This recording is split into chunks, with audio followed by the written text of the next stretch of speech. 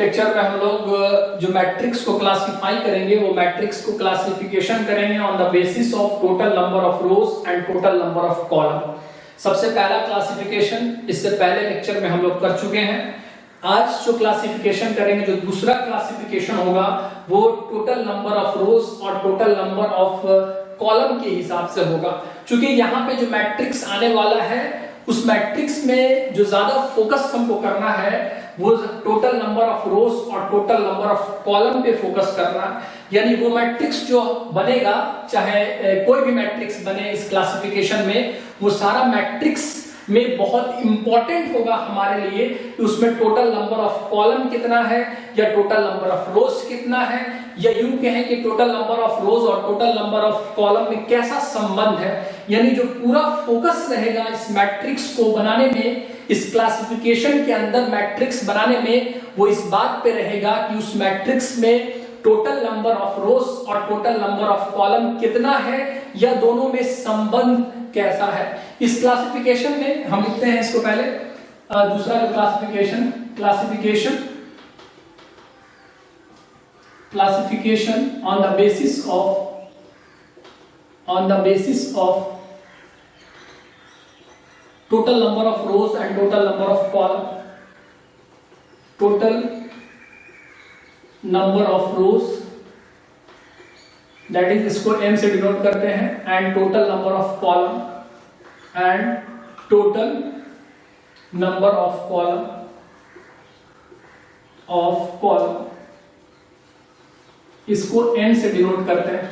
ठीक है, यहां पे classification on the basis of total number of rose and total number of column. इसमें जो सबसे पहला कैटेगरी का जो मैट्रिक्स आएगा हमारे पास, वो मैट्रिक्स आएगा आपको हॉरिजॉन्टल मैट्रिक्स,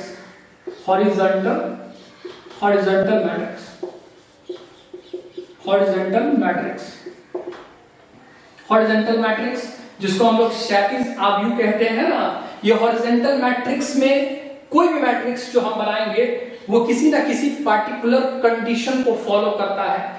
आप अगर उस कंडीशन को या उसके कंडीशन को, उसके शर्त को फॉलो कीजिएगा, उसके शर्त को मानेंगे, तभी जाकर के उस तरह का मैट्रिक्स उत्पन्न होगा यानी पैदा होगा। ये हॉरिजॉन्टल मैट्रिक्स जो कंडीशन रखता है बनने के लिए, वो कंडीशन ये है, इस परिस्थिति में ये जो कंडीशन है, कंडीशन विल बी सिर्फ एक ही कंडीशन है यहाँ पे, ये n जो होना चाहिए वो n से क्या होना चाहिए, कम होना चाहिए। यानी टोटल नंबर ऑफ रोज जो होना चाहिए वो टोटल नंबर ऑफ कॉलम से कम होना चाहिए। अगर आप टोटल नंबर ऑफ कॉलम ज्यादा लेंगे टोटल नंबर ऑफ रोज से, तो उस परिस्थिति में जो आपको मैट्रिक्स नजर आएगा वो एक हॉरिजॉन्टल, एक क्षैतिज आव्यूह नजर आएगा। मतलब एक हॉरिजॉन्टल का मतलब लेटा हुआ है ना, हॉरिजॉन्टल पोजीशन पे एक तरह का मैट्रिक्स नजर आएगा, इसीलिए हम इसको हॉरिजॉन्टल मैट्रिक्स कह रहे हैं। जैसे एक बात और, सिर्फ आपको हॉरिजॉन्टल मैट्रिक्स बनाने के लिए सिर्फ एक ही कंडीशन को फॉलो करना है। ये सिर्फ इस कंडीशन को फॉलो कीजिएगा, इसमें सिर्फ एक ही बात आपको मानना है, एक ही शर्त को मानना है। आप सिर्फ ये कंडीशन को फॉलो कीजिएगा, आप हॉरिजॉन्टल मैट्रिक्स बना सकते हैं, कोई सा भी, कोई प्रॉब्लम नहीं। ये कंडीशन कहता है कि टोटल नंबर ऑफ जो रोज होना चाहिए वो टोटल नंबर ऑफ कॉलम से क्या होना चाहिए, कम होना चाहिए। अगर आप ऐसा कंडीशन फॉलो करते हुए मैट्रिक्स का निर्माण करेंगे, फॉर्मेशन करेंगे, तो हर हाल में वो एक हॉरिजॉन्टल मैट्रिक्स, एक क्षैतिज आव्यूह बनेगा, क्योंकि वो हॉरिजॉन्टल मैट्रिक्स के कंडीशन को फॉलो कर रहा है, के शर्त को मान रहा है ना। तो अगर एक बात समझिए कि जब कभी भी आप ऐसा सोचेंगे कि टोटल नंबर ऑफ रोज का value total number of column से कम हो, तो उस परिस्थिति में ऑटोमेटिकली आपको एक और कंडीशन समझ में आ जाएगा कि अगर आप m का वैल्यू n से कम लेंगे तो इस परिस्थिति में m और n बराबर नहीं हो सकता। m और n बराबर नहीं हो सकता, क्योंकि ये जो कंडीशन आप लिख दिए हैं उस कंडीशन के अनुसार ऑटोमेटिकली एक बात और सामने आ जाता है कि अगर आप इस कंडीशन को मानिएगा, इस शर्त को मानिएगा, तो आप इस शर्त के अनुसार ये भी कह सकते हैं कि जब आप टोटल नंबर ऑफ रोज का value total number of column से कम लीजिएगा, तब आपका total number of rows total number of column के बराबर तो नहीं हो सकता है कभी। और जब कभी भी total number of rows total number of column के बराबर नहीं होगा, उस परिस्थिति में जो मैट्रिक्स उत्पन्न होता है वो जब शेप के अनुसार हम जो क्लासिफाई किए थे एक रेक्टेंगुलर मैट्रिक्स पैदा होता है। इसीलिए वर्टिकल जो हॉरिजॉन्टल मैट्रिक्स जो होता है वो एक रेक्टेंगुलर मैट्रिक्स की श्रेणी में आता है। यहाँ पे ऑटोमेटिकली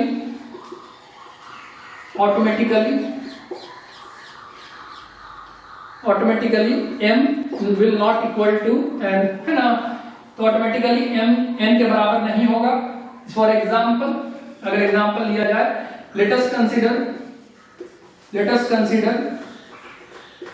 ए 2x3 मैट्रिक्स ले लेते हैं, अगर ऑर्डर मैट्रिक्स। यहां पे अगर बात किया जाए 2x3 ऑर्डर मैट्रिक्स का, 2x3 ऑर्डर मैट्रिक्स का अगर बात करते हैं तो यहां पे देखिए तो जरा सा, यहां पे m का वैल्यू कितना हो गया, हियर n का वैल्यू आपको मिल गया है 2, n का वैल्यू कितना मिल गया है 3। यहाँ पे नजर डालिएगा तो आपको समझ आ जाएगा कि जो टोटल नंबर ऑफ रोज है यानी n का जो मान है वो टोटल नंबर ऑफ कॉलम यानी n के मान से क्या हो रहा, कम हो रहा। यानी ये वाला है जो आप मैट्रिक्स लिखने जा रहे हैं वो हॉरिजॉन्टल मैट्रिक्स के कंडीशन का पालन कर रहा। इसीलिए जो मैट्रिक्स पैदा होने वाला है, जिस मैट्रिक्स को आप वेलकम करने वाले हॉरिजॉन्टल मैट्रिक्स है ना, यहाँ पे जो मैट्रिक्स आएगा, मान लीजिए एक मैट्रिक्स कंसीडर करते हैं, 2 रोज ले लेते हैं और 3 कॉलम ले लेते हैं। यहाँ पे 1 2 3 4 5 6 ये वाला मैट्रिक्स ले लेते हैं। ये 2x3 मैट्रिक्स हो गया ना, 2x3 मैट्रिक्स। आपको ऐसा नहीं लग रहा है कि ये वाला जो शेप आ रहा है वो हॉरिजॉन्टल शेप का आ रहा, लेटा हुआ ऐसा इस तरह का शेप का आ रहा। इसका मतलब है ये जो मैट्रिक्स कहलाएगा वो हॉरिजॉन्टल मैट्रिक्स कहलाएगा, क्योंकि ये हॉरिजॉन्टली है, पहली बात। और दूसरी बात, चूंकि m और n का वैल्यू में बराबर का संबंध नहीं है, m का वैल्यू n से छोटा हो रहा है, यानी कि m और n कभी बराबर नहीं हो सकता है। और m और n का बराबर नहीं होना इस बात का संकेत देता है, इंडिकेशन देता है कि जो मैट्रिक्स का जो शेप आने वाला है वो रेक्टेंगल आने वाला है, यानी इसको रेक्टेंगुलर मैट्रिक्स के श्रेणी में रखा जा सकता है। इसीलिए यहाँ पे अगर बात किया जाए शेप के बारे में बात किया जाए तो शेप जो आएगा वो आपका एक रेक्टेंगल का शेप है, रेक्टेंगल है। इसीलिए जो हॉरिजॉन्टल जो मैट्रिक्स होगा, horizontal matrix is a rectangular matrix also.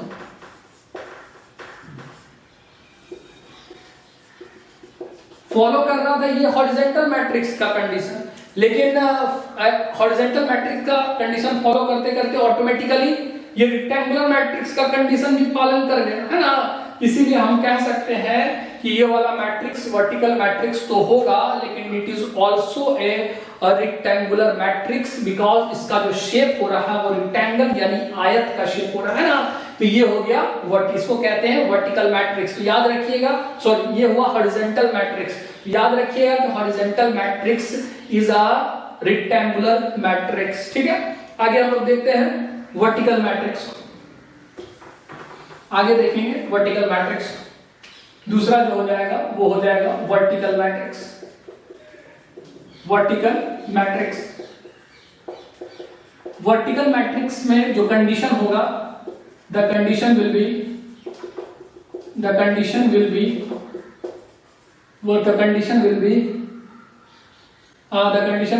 एक ही कंडीशन है इसमें, m का वैल्यू जो होना चाहिए वर्टिकल बनने के लिए m का वैल्यू n से बड़ा होना चाहिए।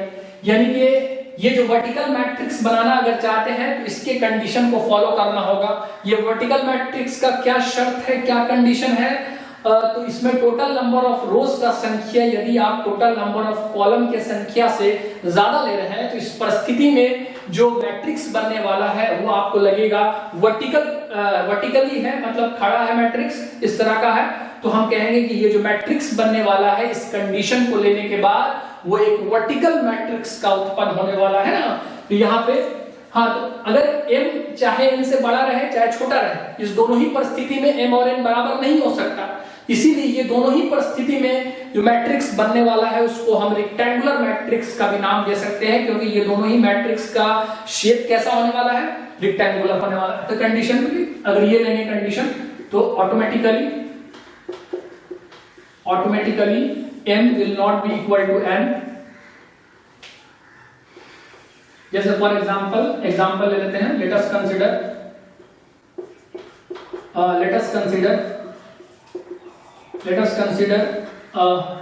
एक 3x2 मैट्रिक्स, 3x2 ऑर्डर का मैट्रिक्स ले लीजिए। मान लीजिए ए मैट्रिक्स ले लेता हूं मैं 3x2 का, इसमें रोज 3 हो गया, कॉलम 2 हो गया आपके पास। रोज 3 1 2 3 4 5 6, ये वाला इसका ऑर्डर जो हो जाएगा 3,2 है ना। तो आपको ऐसा नहीं लग रहा है कि ये मैट्रिक्स वर्टिकल है, खड़ा है ना। इसका मतलब है कि ये वाला जो मैट्रिक्स है वर्टिकल मैट्रिक्स है, इसमें कोई डाउट नहीं है। क्यों सर? इसीलिए क्योंकि ये वर्टिकल मैट्रिक्स के कंडीशन का पालन कर रहा है ना। तो वर्टिकल मैट्रिक्स का कंडीशन ये है कि टोटल नंबर ऑफ रोज का संख्या जो होना चाहिए वो टोटल नंबर ऑफ कॉलम से क्या होना चाहिए, ज्यादा होना। तो यहां पे टोटल नंबर ऑफ रोज का अगर बात किया जाए तो हियर n जो आ गया 3, n का मान कितना हो गया 2, तो n का मान जो है वो n से क्या हो जाएगा, बड़ा। इसीलिए ये वाला कैसा मैट्रिक्स हो जाएगा, वर्टिकल मैट्रिक्स। हमने बताया आपको जो वर्टिकल मैट्रिक्स का कंडीशन है उसका पालन करते करते आप और एक और कंडीशन का पालन कर दिया। कौन सा? जब m n से बड़ा होगा उस परिस्थिति में एक और कंडीशन ऑटोमेटिकली फॉलो हो जाएगा, वो है कि m n के बराबर नहीं होगा।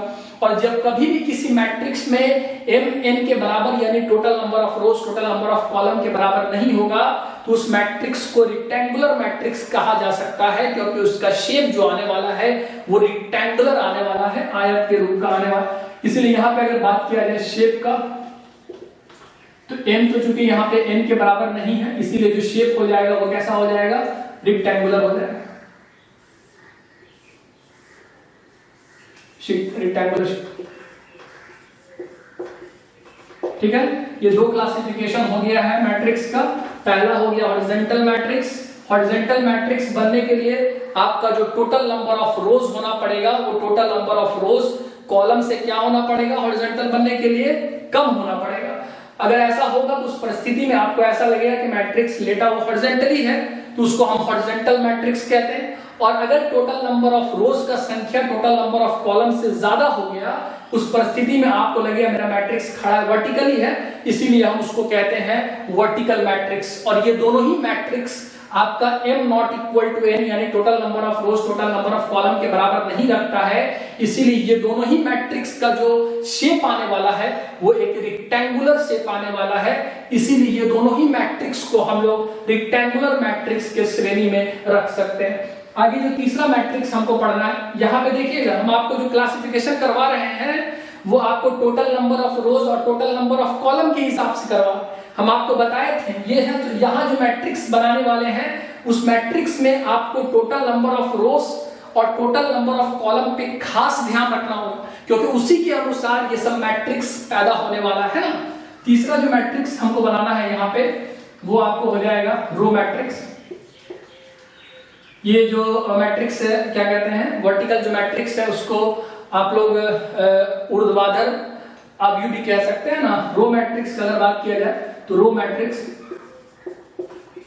मैट्रिक्स को कहते हैं पंक्ति आव्यूह। रो मैट्रिक्स में क्या कंडीशन है इसको हमको ध्यान रखना है कि रो मैट्रिक्स बनाने के लिए क्या कंडीशन का पालन करना होगा। यहां पे लिखेंगे द कंडीशन विल बी दो कंडीशन है यहाँ पे।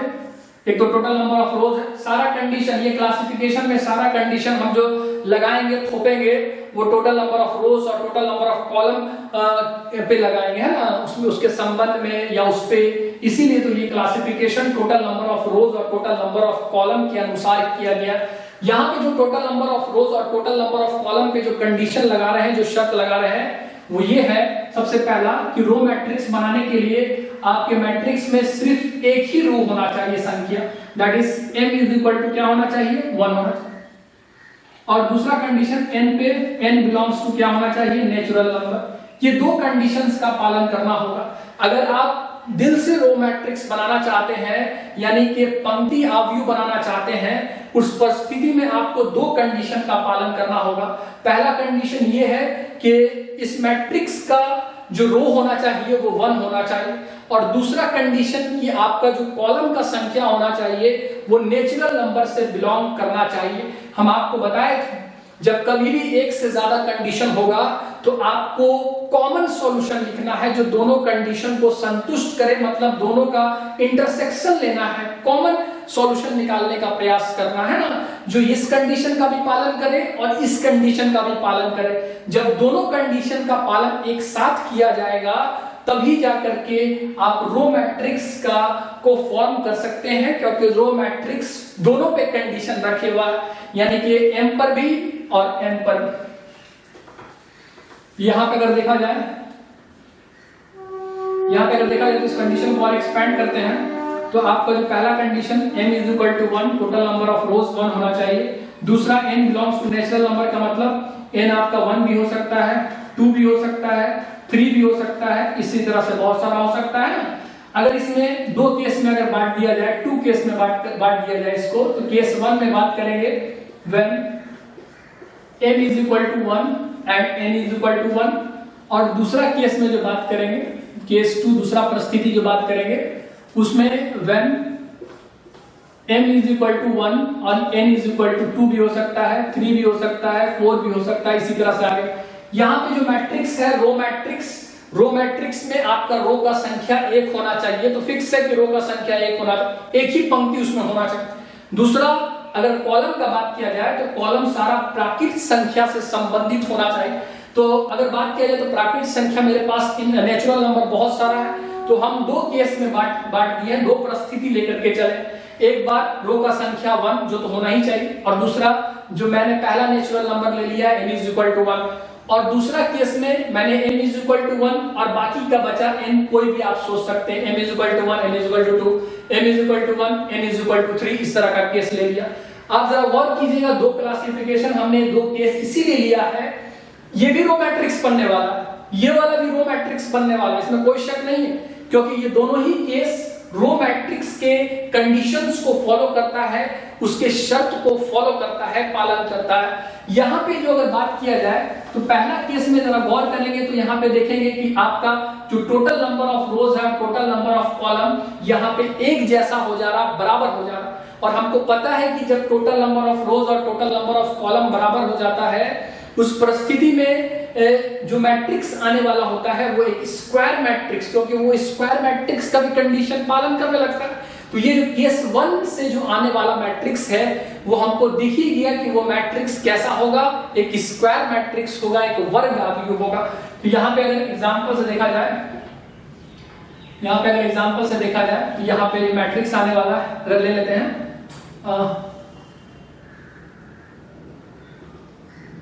let us consider 1 cross 1 matrix A ले लेते हैं, यहाँ पे 1 ले लेते हैं, यहाँ पे आपको ऑर्डर 1 का मैट्रिक्स है ना, ऑर्डर 1 का मैट्रिक्स, ये वाला मैट्रिक्स जो है ये रो मैट्रिक्स होगा।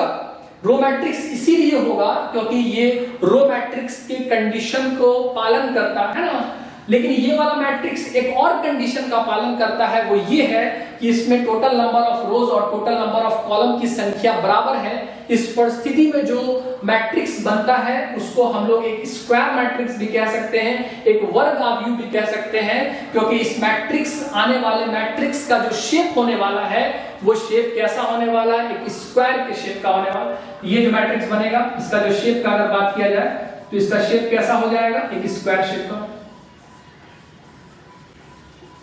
अगर इस दूसरे केस का बात किया जाए तो दूसरे केस में बहुत सारा मैट्रिक्स हम सोच सकते हैं, एक रो रखने के बाद 1 क्रॉस 2 का भी मैट्रिक्स सोच सकते हैं, 1 क्रॉस 3 का भी, बहुत सारा ऑर्डर का मैट्रिक्स हम सोच सकते हैं, है ना।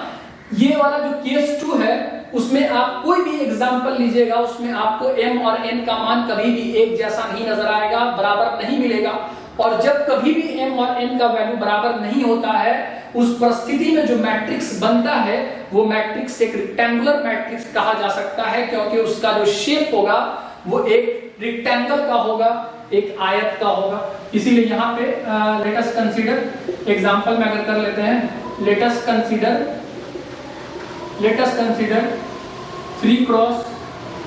1x2 मैट्रिक्स अगर कंसीडर कर लेते हैं तो आपका यहाँ पे ए मैट्रिक्स जो हो जाएगा 1 2, यानी इसमें रो 1 है और कॉलम कितना हो गया 2 हो गया, 1x2 का मैट्रिक्स है। तो यहाँ पे m तो और n का तो बराबर नहीं हो रहा। इस परिस्थिति में जो आपका मैट्रिक्स आएगा वो आपका एक रेक्टेंगुलर मैट्रिक्स होगा, तो उसका शेप कैसा होगा, एक रेक्टेंगल का शेप का होगा। इसीलिए इसका जो शेप होगा वो आपका एक रेक्टेंगल का होगा।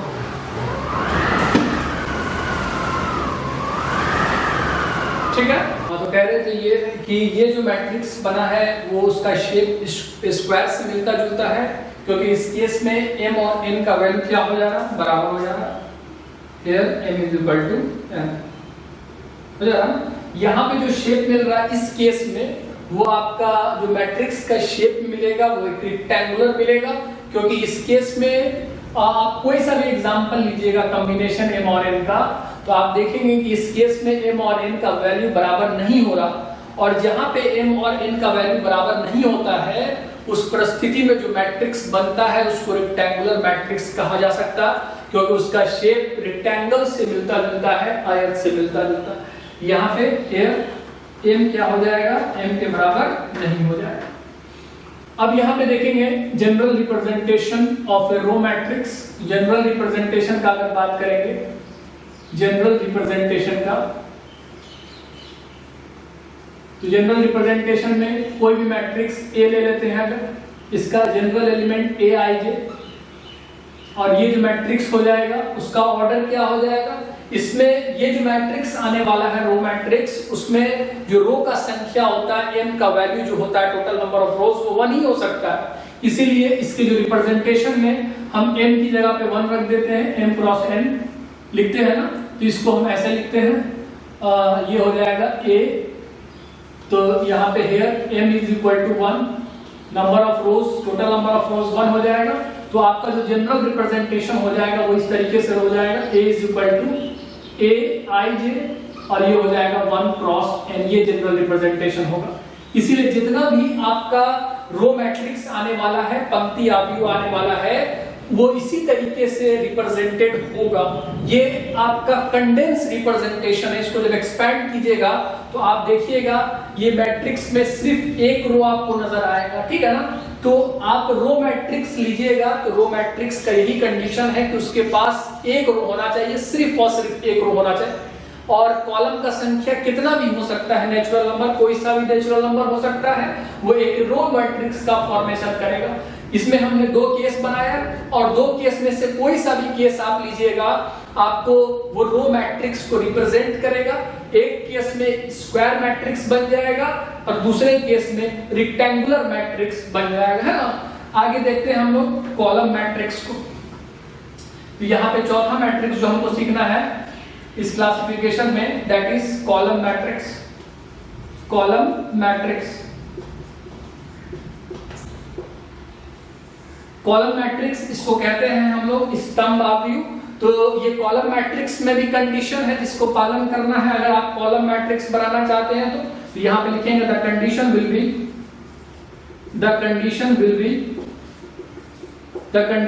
बी, पहला कंडीशन ये होगा कि आपका m का वैल्यू नेचुरल नंबर से बिलोंग करता है, और दूसरा रो पे कंडीशन लग जाएगा n इज इक्वल टू 1। ये 2 कंडीशन आपको पालन करवाना है रो पे और कॉलम पे। अगर किसी भी मैट्रिक्स में अगर सिर्फ एक कॉलम हो और आपको रो का संख्या कोई भी नेचुरल नंबर होता है तो उस परिस्थिति में जो मैट्रिक्स बनने वाला है उसको आप कॉलम मैट्रिक्स का नाम दे सकते हैं, क्योंकि वो कॉलम मैट्रिक्स यानी स्तंभ आव्यूह के कंडीशन का पालन करता है। यहाँ पर भी हम लोग 2 केसेस लेंगे, 2 परिस्थिति लेंगे और देखेंगे कि जो शेप आने वाला है वो शेप कैसा कैसा आने वाला है। तो यहाँ पे 2 केस हम लोग सोचते हैं, यहाँ पे 2 केसेस हम ले लेते हैं। यहाँ पे और आप एक्सपेंड करके लिखिएगा तो ऐसे लिखिएगा कंडीशन को। पहला condition m belongs to natural number को m इज इक्वल टू 1 भी हो सकता है, 2 भी हो सकता है, 3 भी हो सकता है, और दूसरा n इज इक्वल टू 1, ये तो फिक्स होगा। तो इसको, ये जो कंडीशन है, इसको हम लोग दो केसेस में रख करके स्टडी करेंगे, क्योंकि ये वाला मैट्रिक्स कभी स्क्वायर मैट्रिक्स बनने वाला है, कभी आपका रेक्टेंगुलर मैट्रिक्स बनने वाला। तो कौन से केस में स्क्वायर मैट्रिक्स बनेगा, कौन से केस में रेक्टेंगुलर, वो हम देखना चाहते हैं। यहाँ पे हम केस 1 ले लेते हैं। केस 1 में हम लेंगे m is equal to 1 and n is equal to 1, और दूसरा केस में जो लेंगे केस 2, उस केस में आप लेंगे m is equal to 2 ले सकते हैं, 3 ले सकते हैं, 4 ले सकते हैं, इसी तरह कुछ भी ले सकते हैं। n का वैल्यू क्या लेना पड़ेगा, आपको 1 लेना पड़ेगा। अगर ये प्रत्येक केस में हम स्टडी अगर करते हैं तो जरा देखते हैं कि किस किस तरह का शेप का मैट्रिक्स हमको मिलने वाला है। तो जब इस केस में आप देखिएगा जहां पे n का संख्या 1 है और n का संख्या 1 है, तब अगर आप ऐसा रो और ऐसा कॉलम लीजिएगा तो ये दोनों ही केस में आपको रो ही मैट्रिक्स बनेगा, क्योंकि ये दोनों ही केस रो मैट्रिक्स के कंडीशन का पालन करता है। एक कॉलम होना चाहिए, एक कॉलम दोनों ही केस में है, और रो कितना भी हो सकता है। एक में मैंने 1 ले लिया है एक केस में, और एक केस में कोई भी 1 के अलावा नेचुरल नंबर। तो जब इस केस का एक एग्जांपल कंसीडर करते हैं आप, let us consider a 1 cross 1 order 1 matrix लिख देते हैं, डायरेक्ट स्क्वायर मैट्रिक्स है ना, या लिखते हैं 1 क्रॉस 1 मैट्रिक्स। मान लीजिए बी मैट्रिक्स ले लेते हैं, दैट इज 3, ठीक है। तो ये वाला मैट्रिक्स जो आप देखेंगे, इसके पास एक कॉलम है, इसमें कोई शक नहीं है। ये वाला एक कॉलम मैट्रिक्स है, इसमें कोई शक नहीं है। लेकिन इसके साथ साथ जब इसके रो, नंबर ऑफ रोज और नंबर ऑफ कॉलम पे गौर कीजिएगा, तो आपको ऐसा लगेगा इसके पास टोटल नंबर ऑफ रोज और टोटल नंबर ऑफ कॉलम की संख्या बराबर, यानी m और n बराबर है। जहां पर भी m और n बराबर होगा उसको स्क्वायर मैट्रिक्स कहा जा सकता है, क्योंकि ये जो शेप लेने वाला है वो एक स्क्वायर का लेने वाला है, वर्ग का लेने वाला। तो यहाँ पे जो शेप का बात करेंगे तो यहाँ पे हेयर m का वैल्यू क्या हो गया 1, n का भी वैल्यू कितना हो गया 1, m बराबर क्या हो जाएगा n। इसीलिए जो शेप होगा आपका इस मैट्रिक्स का शेप जो हो जाएगा वो शेप आपका हो जाएगा स्क्वायर का शेप, ये स्क्वायर का शेप है, ठीक है ना। तो आप केस 1 लीजिएगा, तब आप जो मैट्रिक्स बनाएंगे 1 क्रॉस 1 का, वो कॉलम मैट्रिक्स तो होगा, साथ साथ में वो स्क्वायर मैट्रिक्स भी होगा, ठीक है। अब केस 2 में अगर देखा जाए, यहां पे कंसीडर कर लेते हैं, लेट अस कंसीडर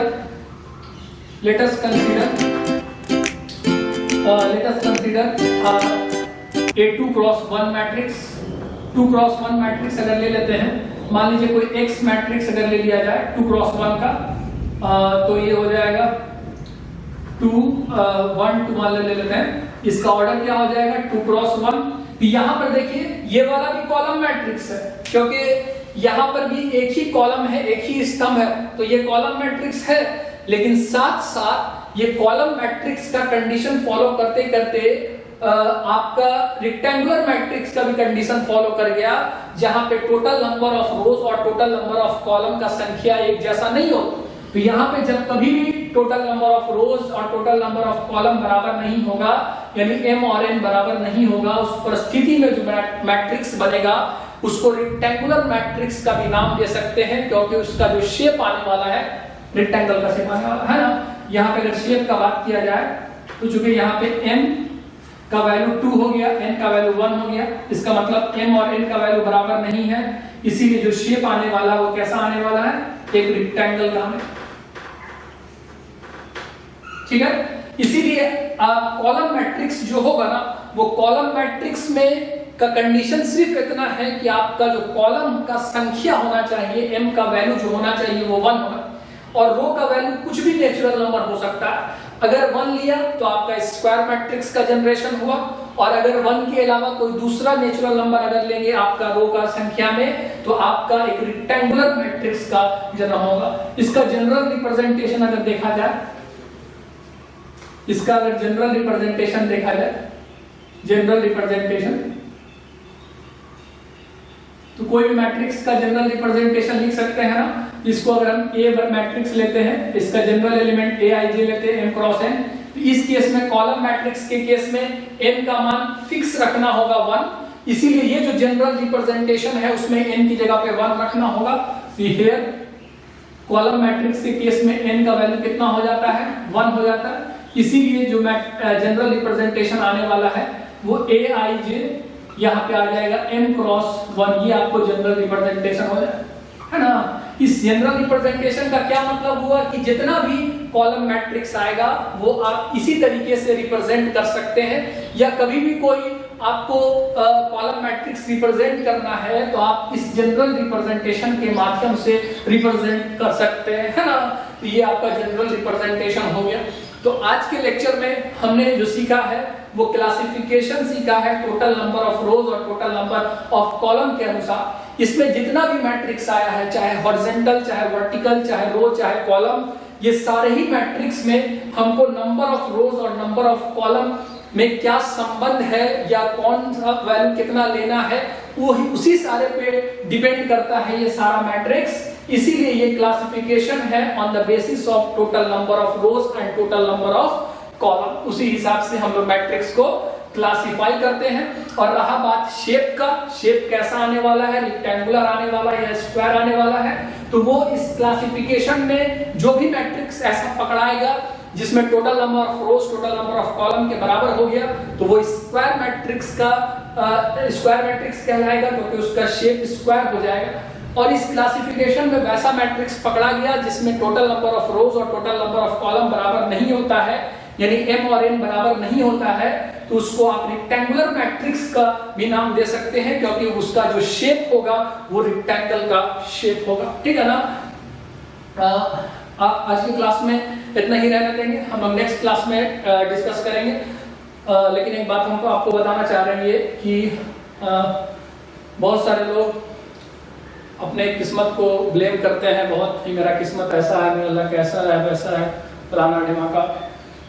आपको ऐसा नहीं करना है, या कोई भी जो सक्सेसफुल पर्सन है वो एक्सक्यूजेस नहीं देते हैं, वो इस तरीके से ब्लेमिंग नहीं करते हैं, ठीक है ना। ब्लेम किसी चीज को नहीं करना, आपको अपने सिचुएशन को सुधारना है और उसके पूरी तरह से जिम्मेदार आप खुद हैं। अब बहुत सारा इंसान क्रिटिकल सिचुएशन में भी उभर जाता है, बहुत सारा इंसान जो है कि बहुत सुविधा मिलने के बाद भी नहीं उभर पाता है। वो सारा है कि वो ब्लेम गेम रहता है कि वो ब्लेम करते रहता है, इसलिए ब्लेम नहीं करना है। कहते हैं न कब तकदीर से शिकवा मुकद्दर आजमाता जा, किस्मत आजमाते जाना है आपको, मुकद्दर आजमाते जाना है आपको, ब्लेम नहीं करना है, किसको शिकवा नहीं करना है। न कर तकदीर से शिकवा मुकद्दर आजमाता जा, मिलेगी खुद ब खुद मंजिल, कदम आगे बढ़ाता जा, है ना। कदम बढ़ाते जाना है आगे, कोशिश करते रहना है, हार नहीं मानना है, एक दिन सक्सेस मिलेगा, ठीक है ना। और अच्छे से स्टडी कीजिए। आज के लिए इतना ही रहने दीजिए, नेक्स्ट लेक्चर में मिलेंगे। Thank you.